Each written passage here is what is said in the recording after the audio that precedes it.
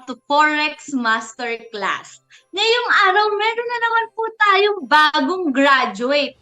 Isa po siyang OFW. I would like to introduce to you, Miss Yen. Hi, Miss Yen! Hello. Miss Yen, can you please introduce yourself? My name is Yen. Isa akong OFW based sa Saudi Arabia. So, Ma'am Yen, prior this Forex Masterclass, syempre, automatic na bago ka mag-masterclasses, kailangan nakapag TDSI Forex ka, di ba? So, prior that, meron ka na bang background pa sa trading? Hindi siya active trading. Parang nag-umpisa ako sa, pwede bang sabihin? Nag-umpisa ako sa call financial. Tapos umattend lang ako kasi nagpapa-seminar sila ng libre. Tapos yung tinuturo lang nila doon is kung paano mag-invest, parang buy ka lang ng buy, tapos in time, lalaki din yung price doon, tapos ibebenta mo na. Ganun lang yung tinuturo nila sa call. Tapos, parang hindi naman lumalaki kasi medyo wala pa akong background nung time na yon. So, very, very, very impatient ako. Tapos, nag-try din ako alam mo ba yung, aware ka sa Axie? Axie, nag-Axie din ako. Yung una-usong game before ng cryptocurrency. Tapos, nag-Axie din ako. Tapos, pero hindi ako marunong mag-trade ng crypto. So, ang ginagawa ko lang, pinapalaro ko lang yung mga kakilala ko, tapos yung kita hati kami, ganun. Bumagsak. So, ang laki din ng talo ko dun. Tapos, nag-try din ako yung traders din, yung sa stock market. Kaso, hindi talaga siya align sa schedule ko kasi halos lagi akong wala. So, parang nahirapan din ako. So, hinayaan ko na lang. At least natutunan ko yung mga strategy, ganun. Pero hindi rin ako active talaga sa Philippine stock market kasi nga, sa schedule, usually. So, ayun, sabi ko, bakit hindi ko i-try yung Forex? Kasi nakikita ko yung mga posts eh. Member kasi ako sa traders din. Nakikita ko yung mga posts, so why not i-try? So yun, tinry ko para sa 2024, meron akong bagong skills. So, nag-umpisa ka pala noon as an investor. Investor lang talaga. So, dito ka na talaga nag-umpisa as maging trader talaga. So, para sa yung Ma'am Yen, what is a Forex Masterclass? Forex Masterclass, para siyang ibang level. Charot. Swing. For me in layman's term, para siyang swing trading. So, kasi yung unang tinuro sa amin, yung sa TDSI, is more on scalping. Tapos, ito naman is swing trading. So, yun. Sa sinabi mo na sa TDSI is scalping at dito sa masterclass is swing trading, meron pa ba silang difference o meron pa bang pagkakaiba yung dalawa? Oo. Malaki yung difference kasi time frame pa lang eh. Yung may tatalo mo, mas malaki pag swing trader ka, pero mas chill.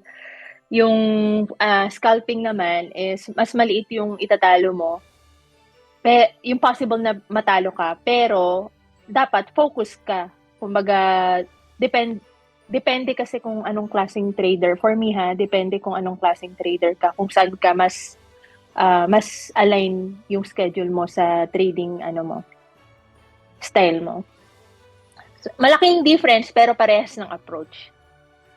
So parang high risk, high reward pagdating na dito sa masterclass. Yes. And how was your experience, Ma'am Yen, sa masterclass? Very, very, very rewarding siya. Mas gusto ko siya kasi mas siya sa schedule ko eh. Mas fit siya sa schedule sila.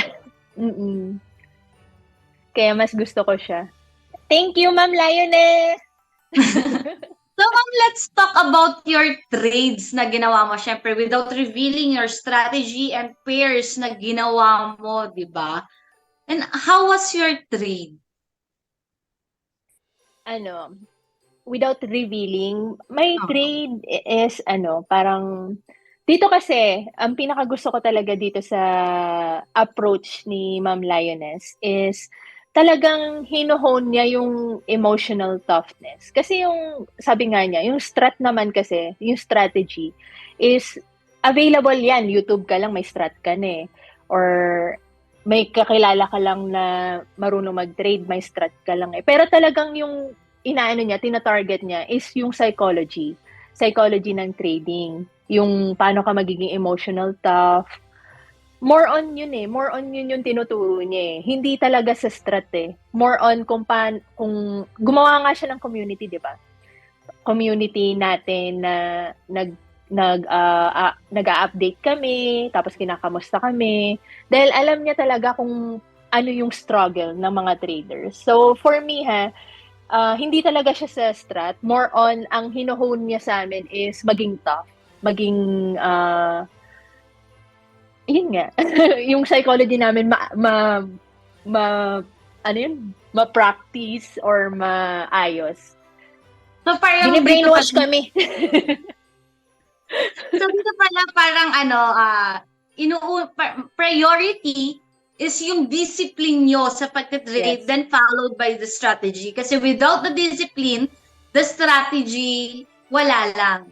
Diba? Yes. If you're really a disciplined trader, talagang yung strategy you can follow the strategy smoothly. Hanggang. Which is mahirap hindi madali. Kasi yun naman talaga ang kalaban ng lahat ng mga traders. Sabihin na natin, kahit ilang taon ka ng trader, basta wala kang disiplina sa sarili mo, walang mangyayari sa pag-trade mo. It ends to revenge trade at the end of the day. Yun talaga pinaka-importante sa lahat. Yung discipline mo, yung psychology, how you approach. It's not, like na sinasabi ni Ma'am, diba? It's not just about the strategy. It's about how you approach the strategy. True.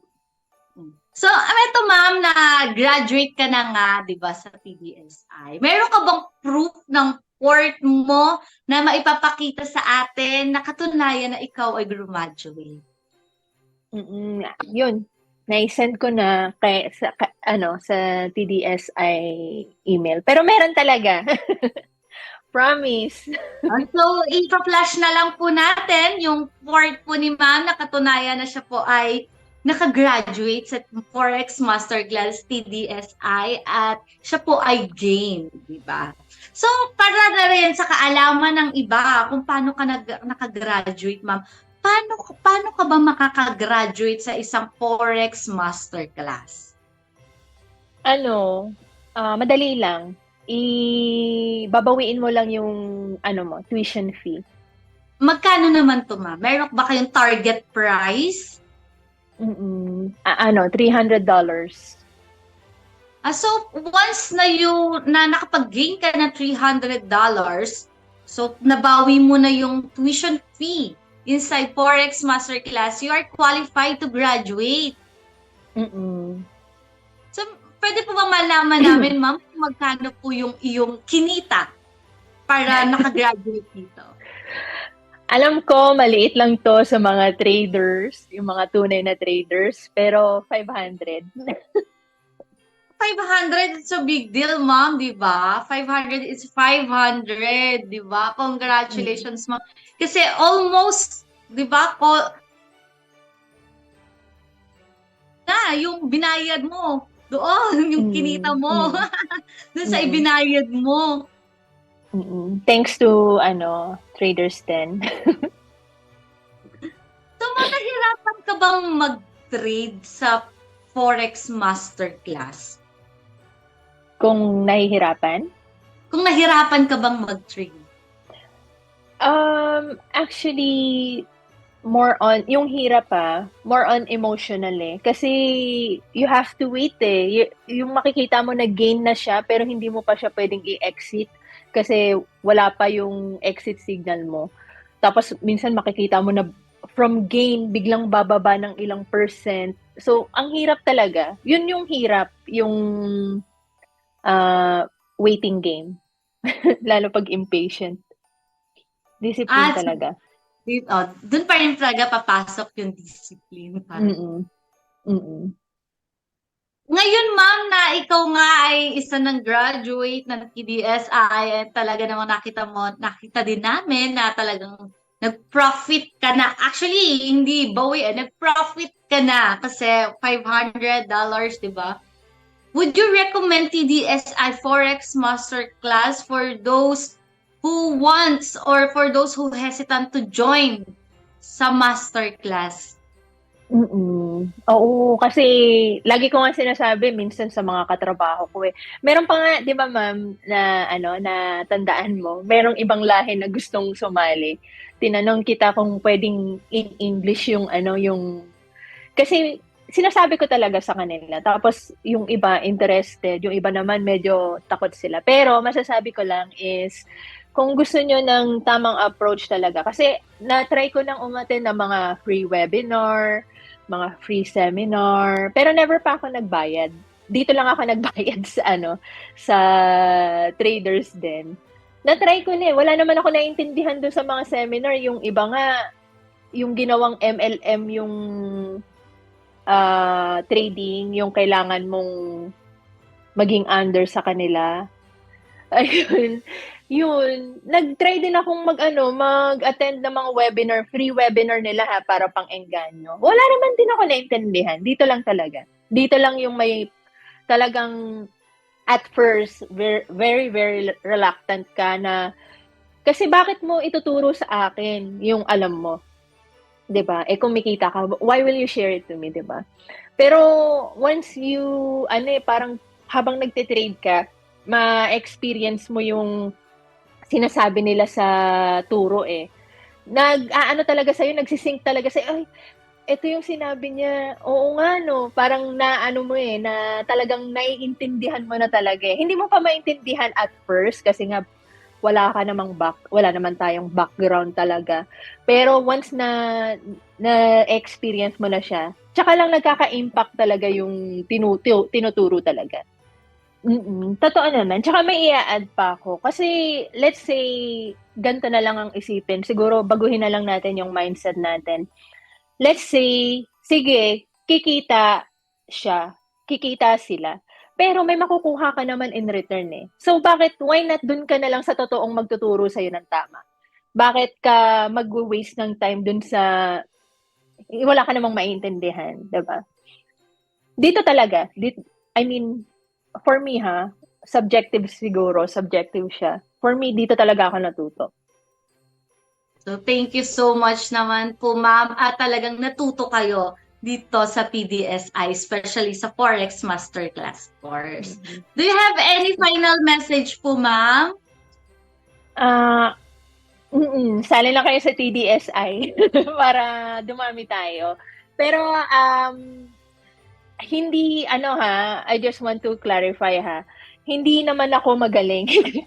Ang sinasabi lang natin is, basta pag umattend kayo sa traders din, malalaman nyo kung paano nag-gain talaga yung mga traders. Talagang, ito talaga yung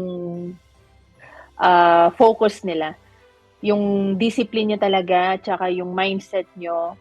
So, yung iba kasi, ang gusto, panalo. Yun talaga yung aim nila. Eh, hindi nga ganun. Kaya, I would suggest talaga na dito talaga, sa traders din talaga kayo, kung gusto nyong nasa tamang landas kayo.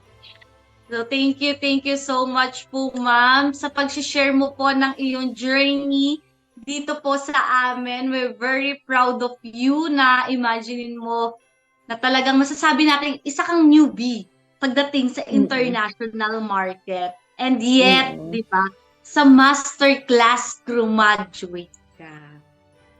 So, thank you so much po, ma'am, once again.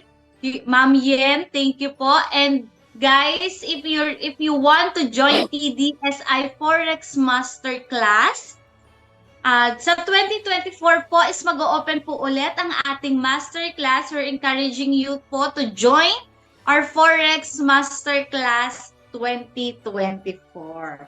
So once again, thank you so much, Ma'am Yen, and congratulations.